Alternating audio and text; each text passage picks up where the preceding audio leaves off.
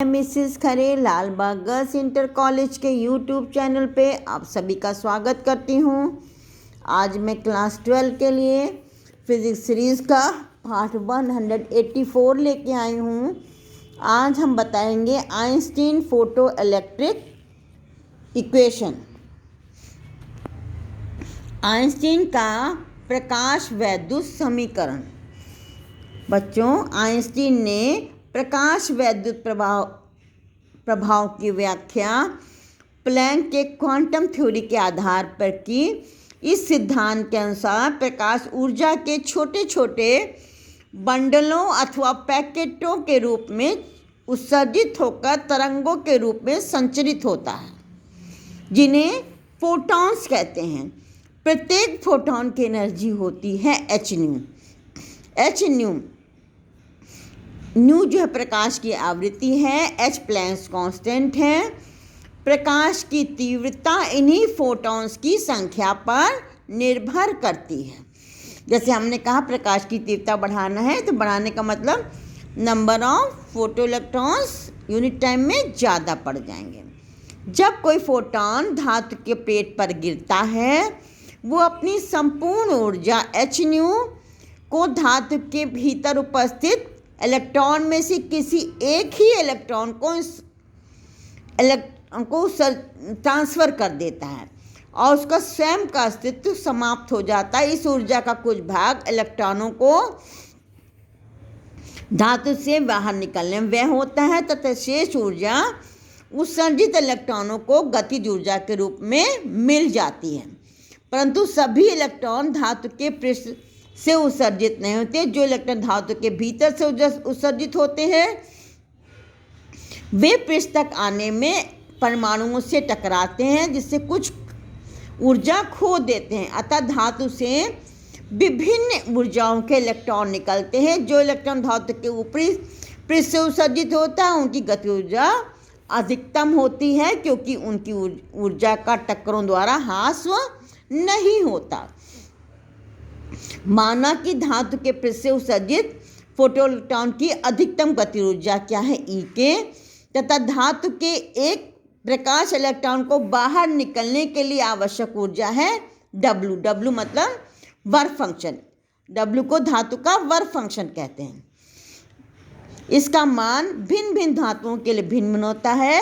तो देखिए, फोटॉन गिरा, ये एच न्यू ऊर्जा का फोटॉन गिरा, इसने अपनी ऊर्जा किसी एक इलेक्ट्रॉन को दे दी। इलेक्ट्रॉन उसकी ये ऊर्जा लेकर के काय में खर्च करेगा, वर्क फंक्शन में, धातु से बाहर निकलने में, प्लस शेष ऊर्जा उसको गतिज ऊर्जा के रूप में मिल जाएगी।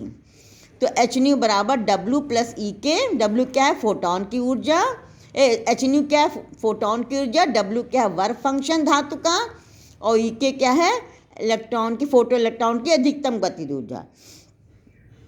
तो ई के बराबर एच न्यू माइनस डब्ल्यू कर दिया। ठीक है, अब देखिए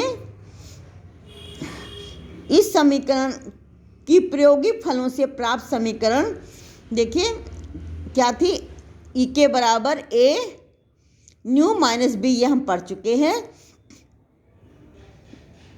जहाँ देखिए इसको कंपेयर करिए, तो ए क्या है, ये आपका स्लोप था, ये क्या है, प्लैंक्स कांस्टेंट, और ये बी क्या है, वर्क फंक्शन।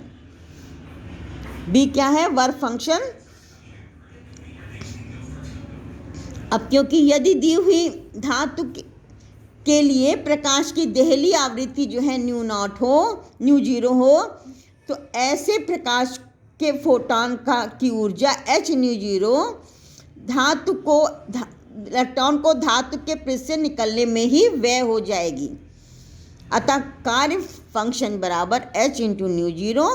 बी की, अब ये डब्ल्यू की जगह हमने रख दिया एच इंटू न्यू जीरो। इस इक्वेशन में देखिए ई के बराबर H nu minus H nu zero. अब एच कॉमन ले लिया, न्यू माइनस न्यू जीरो। यही क्या है, आइंस्टीन की फोटोइलेक्ट्रिक इक्वेशन है। ठीक है, अब देखिए ई के की जगह हम लिख सकते हैं अधिकतम गतिज ऊर्जा है half M V maximum square, अधिकतम वेग है वी वी मैक्सिमम स्क्वायर, तो ये क्या होगी अधिकतम गतिज ऊर्जा, ई के की जगह हमने ये लिख दिया। ठीक है, ये क्या है आइंस्टीन की प्रकाश वैद्युत समीकरण।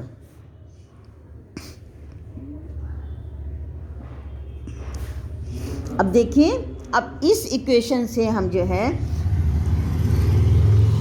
इससे प्रकाश इलेक्ट्रिक इफेक्ट के नियमों की व्याख्या की गई है। यदि किसी दी हुई आवृत्ति के प्रकाश की तीव्रता बढ़ाई जाए तो धातु के पृष्ठ पर प्रति सेकंड टकराने वाले फोटॉन्स की संख्या उसी अनुपात में बढ़ जाएगी तथा प्रत्येक फोटॉन की ऊर्जा h न्यू ही रहेगी।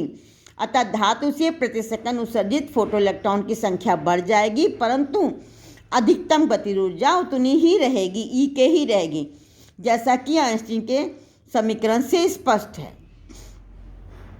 इस प्रकार दो नियम, जो पहले दो नियम थे कि इंटेंसिटी बढ़ाने पे फोटो इलेक्ट्रिक करंट का मान बढ़ रहा था, इंटेंसिटी बढ़ाएंगे ज़्यादा फोटॉन पड़ेंगे तो ज़्यादा फोटो इलेक्ट्रॉन एमिट होंगे, धारा बढ़ जाएगी। और लेकिन जो है प्रत्येक फोटॉन की ऊर्जा h न्यू ही रहेगी, इसलिए जो है इंटेंसिटी बढ़ाने पे मैक्सिमम काइनेटिक एनर्जी पे कोई प्रभाव नहीं पड़ेगा। तो दो नियमों की व्याख्या हो गई, पहले दो नियमों की। अब देखिए आइंस्टीन के समीकरण से स्पष्ट है, तो ई के जो है समानुपाती किससे है, के है न्यू के। न्यू बढ़ाने पर ई के का मान बढ़ जाएगा, क्योंकि ये तो फिक्स है किसी धातु के लिए, H nu zero work function तो फिक्स है धातु के लिए। न्यू बढ़ाएंगे तो ई के का मान बढ़ जाएगा। तो मैक्सिमम काइनेटिक एनर्जी आवृत्ति के डाली जाने वाली आवृत्ति, प्रकाश की आवृत्ति के डायरेक्टली प्रोपोर्शनल है। तीसरा नियम हो गया, यदि न्यू का मान न्यू जीरो से कम है तब इलेक्ट्रॉन की गति ऊर्जा if new is smaller than mu zero, तो गति ऊर्जा क्या होगी ऋणात्मक, जो कि असंभव है।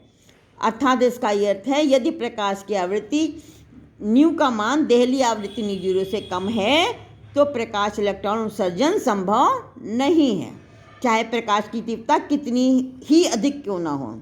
ये नियम 4 था।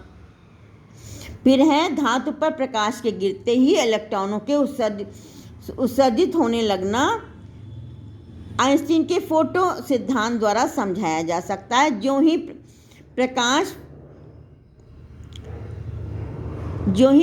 प्रकाश फोटोन धातु पर गिरता है, धातु का कोई इलेक्ट्रॉन तुरंत ही उसे ज्यों का त्यों अवशोषित करके उत्सर्जित हो जाता है।